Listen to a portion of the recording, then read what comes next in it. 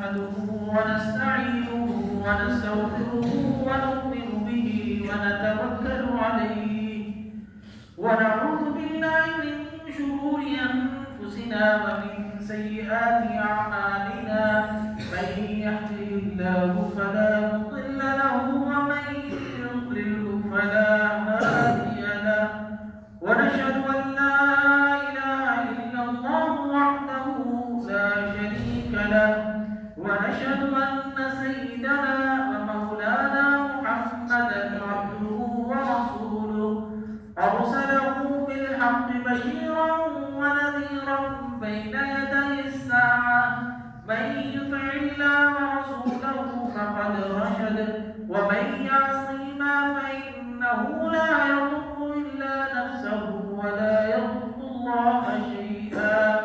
أعوذ بالله من الشيطان الرجيم. إن الله وملائكته يصلون على النبي يا أيها الذين آمنوا صلوا عليه وسلموا تسليما. اللهم صل على سيدنا ومولانا محمد عبدك ورسولك وصل على المؤمنين والمؤمنات والمسلمين والمسلمات وبارك على سيدنا ومولانا محمد وأزواجه وذرياته.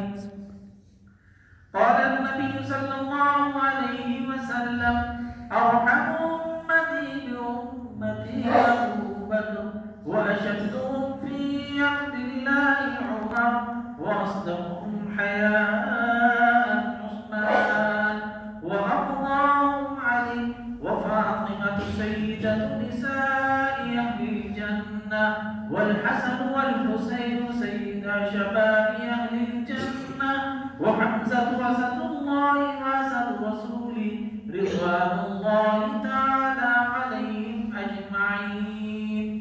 اللهم اغفر للعباس وولده مغفرة ظاهرة وباطنة لا تغادر ذنبا.